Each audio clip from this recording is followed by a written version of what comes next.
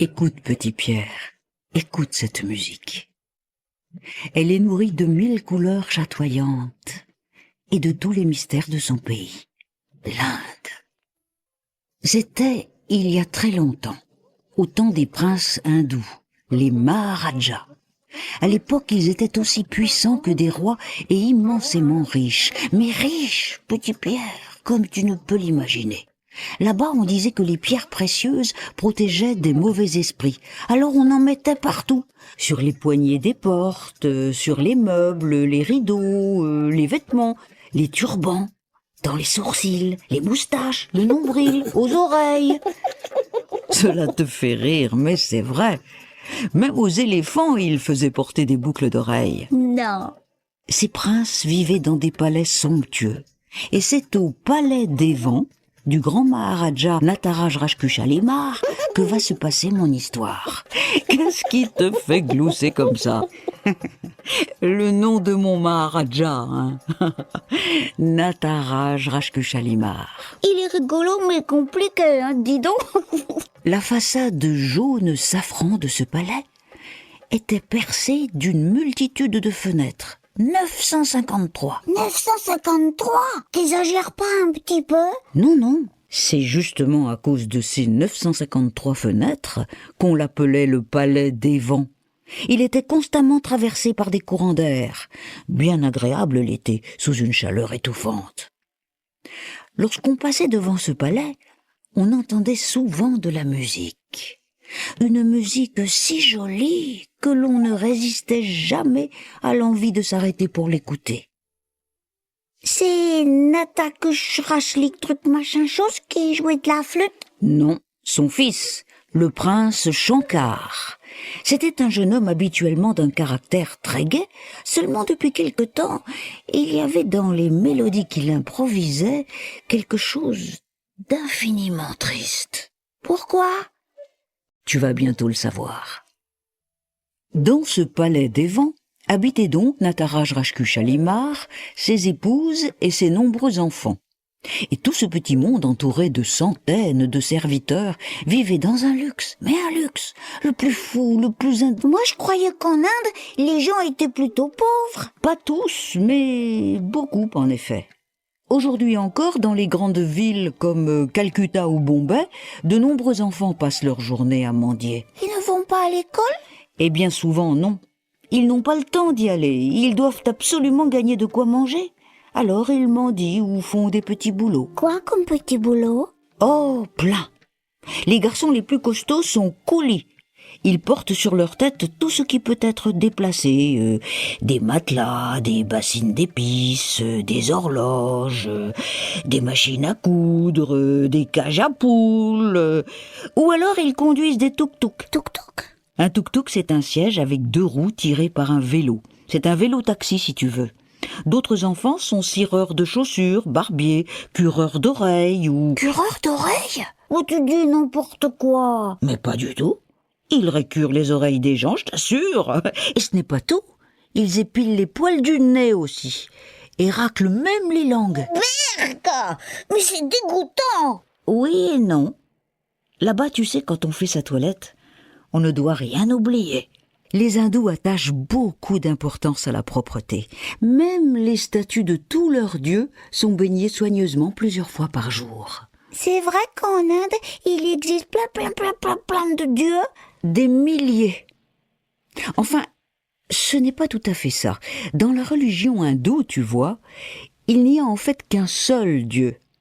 Mais il peut prendre une multitude de formes et de noms selon ce qu'il a à faire. Voilà. J'ai vu dans un livre un dessin du dieu Shiva, eh bien il avait 10 bras. C'est le dieu de la danse, Shiva. Avec tous ses bras, on a l'impression qu'il est toujours en mouvement. Tu ne trouves pas? Si. Bon, alors, pourquoi le prince Shankar était si triste? Eh bien voilà. Derrière le palais des vents se trouvait un lac hanté. Hanté parce qu'il était habité par les démons de l'eau. Depuis toujours, on disait que ces démons mystérieux menaçaient de déclencher de terribles catastrophes dans le royaume si on ne leur donnait pas des pierres précieuses à croquer. Alors, tous les soirs, les domestiques du palais leur jetaient de grands paniers remplis de rubis et d'émeraudes. Mais à force, les tas de pierres précieuses dans les coffres du palais baissaient. Et le Maharaja Nataraj Rajkushalumar commençait à s'inquiéter. Il se disait qu'un jour viendrait où les pierres précieuses finiraient par manquer et où les démons de l'eau se déchaîneraient. Alors il eut une idée. Marier Shankar, son fils aîné, à la fille du richissime Maharaja du royaume voisin. Avec ce mariage, il était sûr de pouvoir remplir ses coffres à nouveau, grâce à une coutume hindoue. Et cette coutume voulait que la famille de la future mariée apporte une dot aux parents du jeune homme. C'est quoi une dot? C'est comme de gros cadeaux offerts par les parents de la mariée.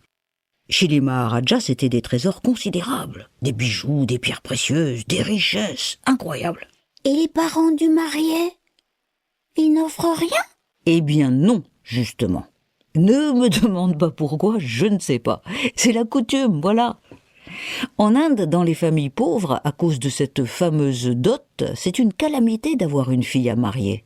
Voilà pourquoi quand un petit garçon vient au monde, ils font la fête, et quand c'est une petite fille, eh bien, ils font la tête. Eh ben, dis donc. Et Shankar, elle lui plaisait, la princesse du royaume voisin? C'est bien là le problème. Il ne l'avait jamais vue, mais il avait souvent entendu parler d'elle, de son caractère surtout. Un des pires qui soit. À ce qu'on disait, elle était prétentieuse, colérique et cruelle. Elle passait son temps à dire des méchancetés sur tout le monde, comme une vipère crache son venin.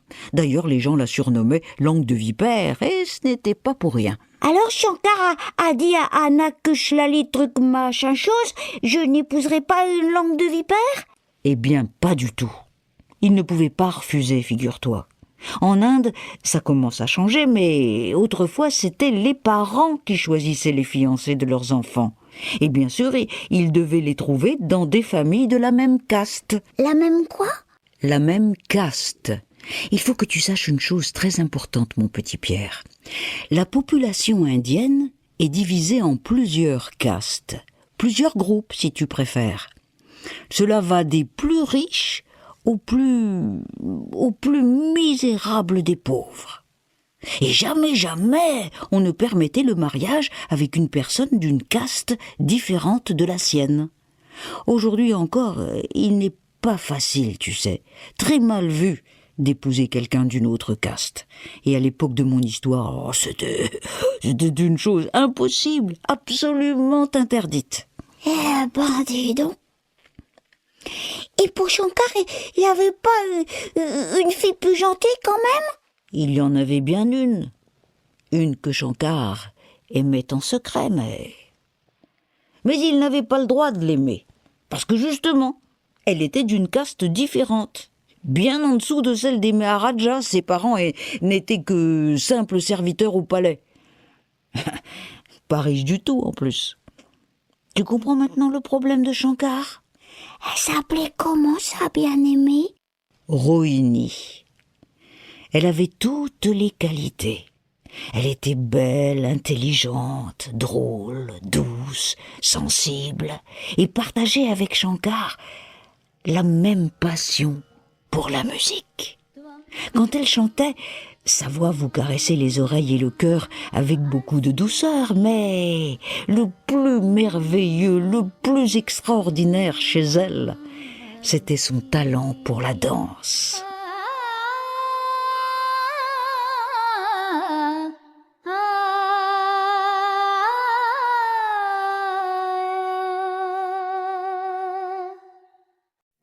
Tout le monde était troublé par la grâce mystérieuse qui se dégageait de Rohini quand son corps et ses mains s'animaient.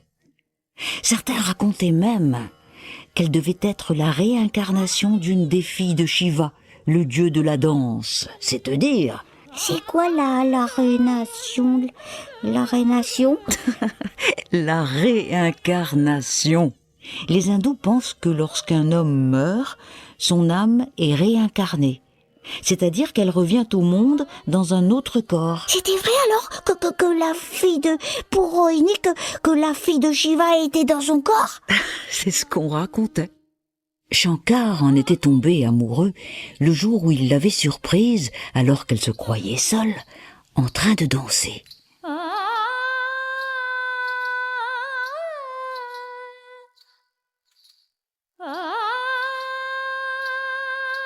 Il avait senti les petits cheveux de sa nuque se dresser. Il en était resté bouleversé, envoûté.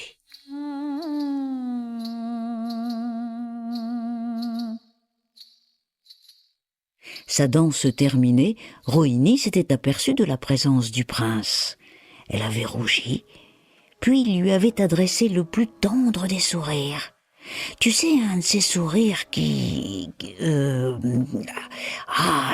tu vois ce que je veux dire? Ah ouais. Elle était amoureuse aussi, quoi. Eh oui.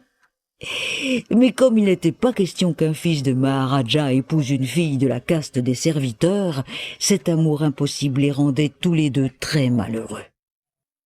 C'est donc au Palais des Vents, dans les jardins débordants de couleurs et de parfums enivrants, que le Maharaja organisa les fiançailles du prince Shankar. Le jour dit, devant les bougainvilliers qui explosaient en bouquets de fleurs mauves et pourpres, les serviteurs du palais, tous vêtus de coton blanc, accueillirent les invités. Namasté, namasté, namasté, namasté. C'est ce que l'on dit pour saluer dans la langue hindi.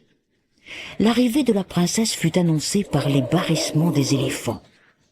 Bien rangés de chaque côté de l'allée principale, ils lui souhaitèrent la bienvenue en levant très haut leurs trompes. La jeune fille descendit du trône installé sur le dos de son éléphant, et après des présentations rapides et maladroites, les premiers divertissements purent commencer.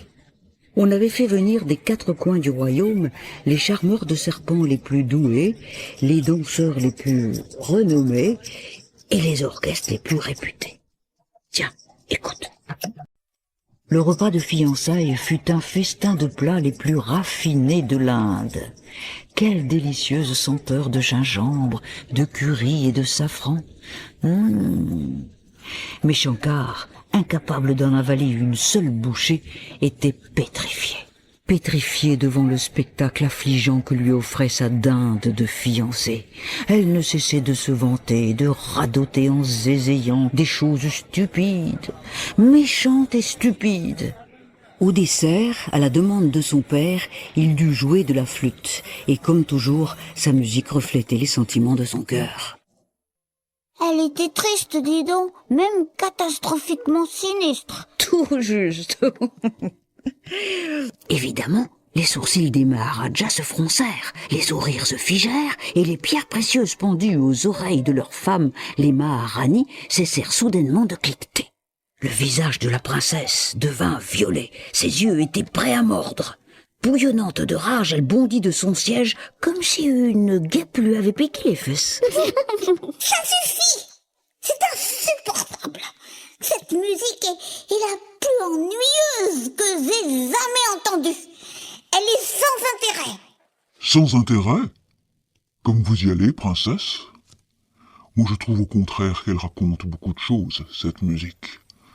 Beaucoup de choses à ceux qui savent l'écouter, bien entendu.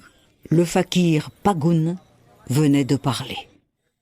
Cet homme, le plus célèbre fakir de l'Inde, était tellement impressionnant que personne n'aurait osé le contredire.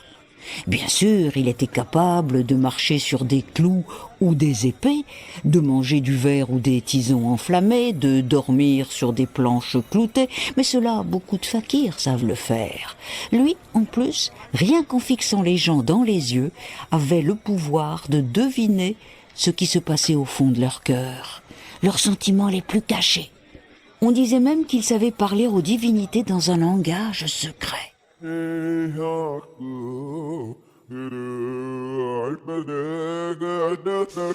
Quel chant étrange! Le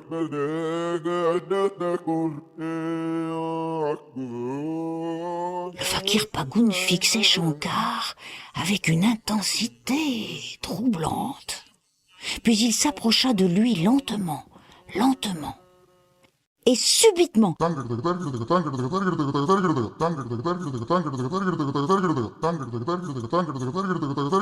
il se mit à trembler, trembler de tous ses membres. La sueur perlait à son front. Il était en transe, tu comprends.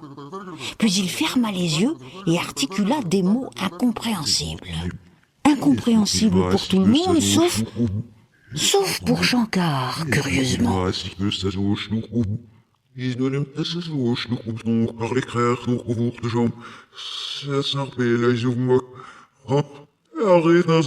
Ça voulait dire quoi, tu le sais, toi? Oui, va au lac des démons de l'eau, à minuit, eux seuls pourront t'aider, eux seuls. Et surtout, n'oublie pas ta flûte. Et hop, comme si de rien n'était, le grand Pagoun retourna s'asseoir et se mit à mâcher 3 carafes, 6 verres et 9 vases avec roses et épines. Eh ben, dis donc. Plus tard, dans sa chambre, notre jeune prince repensa aux paroles du fakir. Que pourraient bien faire pour lui les démons de l'eau? Mais comme il était prêt à tout tenter pour ne pas épouser cette imbécile de princesse, il décida de suivre ses conseils. À minuit, il prit sa flûte, contourna le palais silencieux et s'approcha du lac. Des bruits étranges montaient des profondeurs, comme des respirations, d'angoissantes respirations, régulières et oppressantes. L'eau noire frémit, Shankar aussi. Ne disait-on pas que ces démons entraînaient les enfants par les pieds jusqu'au fond de la vase avant de les avaler tout crus? Soudain, là devant lui, à la surface de l'eau, des visages verdâtres firent claquer leurs longues dents jaunes. Chaque monstre déployait un nombre incalculable de bras qui ondulaient tels des serpents. C'était comme si une douzaine de dieux Shiva dansaient en le fixant avec des yeux fluorescents. Dans le pire de ses cauchemars, le jeune prince n'aurait pu imaginer une vision si terrifiante. Un long frisson glacé lui parcourut le dos. Et s'il avait eu tort de faire confiance au fakir? Surtout, n'oublie pas ta flûte, lui avait-il dit. Alors Shankar rassembla son courage et joua son plus bel air. Il mit dans sa musique tout ce qu'il avait en lui de meilleur. Tout son cœur, tout son désespoir, et ses espoirs aussi. Et la mélodie qui sortit de sa flûte était très jolie. Vraiment très jolie. Au bout d'un long moment, un glougloutement fit trembler à nouveau la surface de l'eau. Et au milieu des démons, une horrible sirène toute verte et gluante sortit la tête. Ta musique est belle, Shankar. Si belle et émouvante qu'au tréfonds de notre royaume, elle a réussi à me charmer et à m'attendrir. Je suis remonté te remercier et t'offrir un mantra. Un mantra? C'est quoi ça encore? C'est comme une formule magique, petit Pierre, une phrase sacrée qui a des pouvoirs mystérieux. On dit en Inde que si tu répètes encore et encore pendant 3 jours et 3 nuits sans arrêt les mots de ton mantra, tu peux espérer alors voir ton vœu se réaliser. C'est cela un mantra. Alors la sirène verte et gluante approcha sa tête repoussante de l'oreille de Shankar et son souffle nauséabond lui chuchota le mantra. C'était quoi les mots du mantra? Ah, je ne sais pas moi, petit Pierre. Shankar est le seul à avoir entendu la sirène.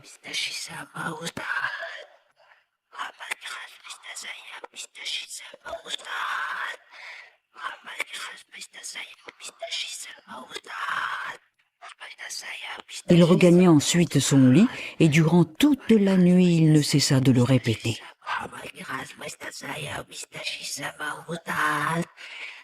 Et le lendemain encore, et la nuit, et le jour, et toujours, inlassablement, en mangeant, en se baignant, en se promenant sur son éléphant, en regardant Rohini passer. Elle semblait glisser sur les pelouses du palais. Ses petits pieds ne touchaient pas terre, comme une fée. Même là, tu vois, même cette vision délicieuse ne l'empêcha pas de répéter son mantra. Sans faillir une seule fois, avec une volonté de faire pendant 3 jours et 3 nuits, il le répéta. Seulement voilà, le 4e matin, il ne s'était toujours rien passé et il ne restait plus que quelques heures avant le mariage. Le jeune prince devenait fou. Fou de douleur, de déception, de rage. Son mantra, il ne le chuchotait plus, il le hurlait. Il en voulait à la terre entière, à lui-même aussi, pour avoir cru le fakir et cette sirène.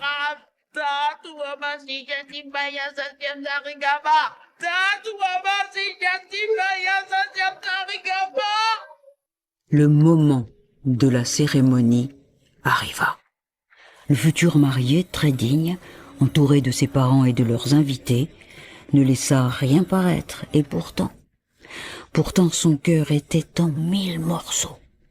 Celle qui allait devenir sa femme dans quelques minutes à peine était là, face à lui. Elle portait, comme toutes les mariées hindoues, un sari rouge flamboyant, et son visage était dissimulé sous un voile tissé de fils d'or. On récita les textes sacrés, et ensuite, comme le veut la tradition, Shankar souleva lentement le voile de la mariée. Et tout le monde fit un bond en arrière. C'était quoi? La tête de la mariée. Eh bien quoi? Eh bien, la tête de la mariée était celle d'une vipère géante. Après quelques instants de stupeur, des murmures commencèrent à circuler dans la foule. Ce sont les démons de l'eau. Les démons de l'eau. Les démons de l'eau. La princesse vipère voulut parler, mais seul sortir de sa gueule une langue fourchue et d'effroyables sifflements. Puis, comme une furie déchaînée, écumant de rage, elle courut jusqu'au lac.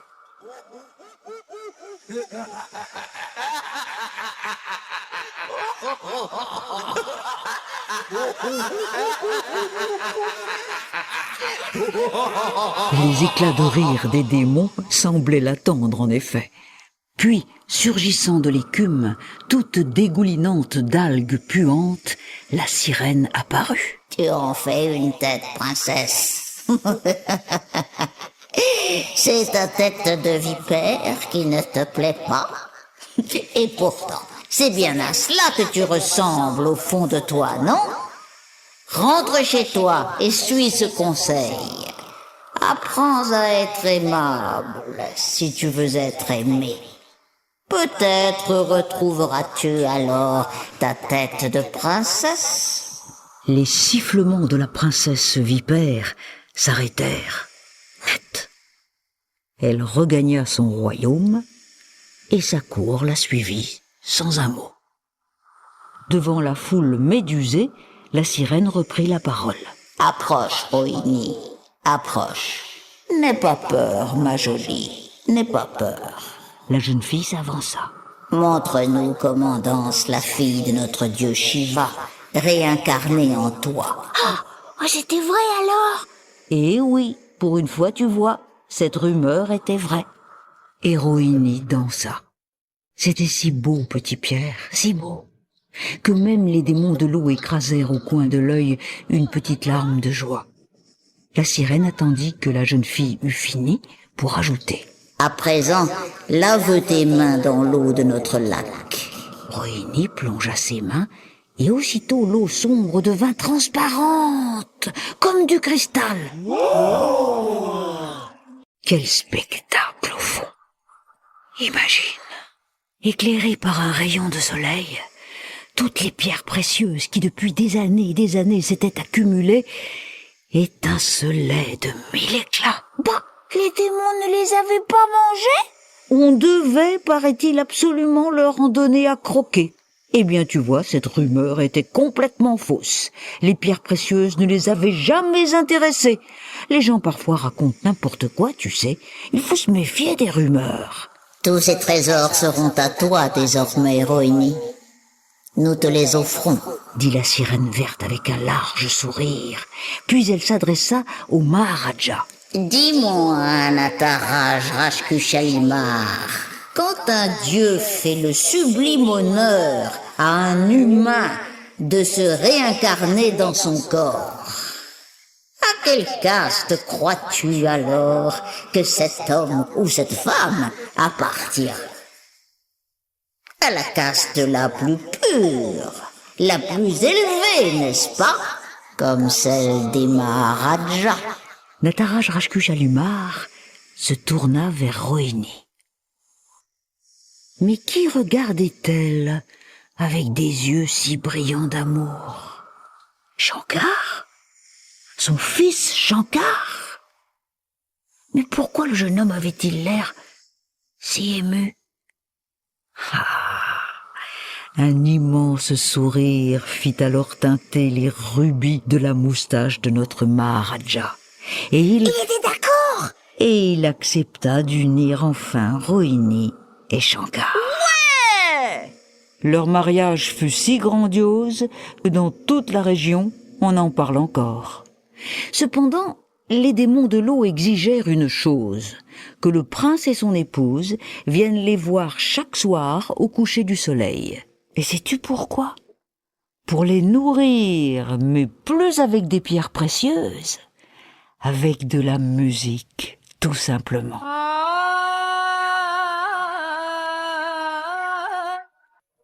Rohini dansait sur les jolies mélodies de son mari, et alors là, cela t'aurait fait rire, petit Pierre. Les démons se sentaient si bien qu'ils glougloutaient de plaisir. Ils étendaient leurs grands pieds en éventail à la surface de l'eau, et au bout de chaque orteil fleurissait un nénuphar. Tu le crois, ça? Plus tard, Shankar et son épouse enseignèrent la musique et la danse à leurs enfants, qui les enseignèrent eux-mêmes à leurs propres enfants, qui eux-mêmes, etc., etc. Et voilà pourquoi, aujourd'hui encore, les démons de l'eau protègent ce fameux palais des vents, aux 953 fenêtres et à la façade jaune safran.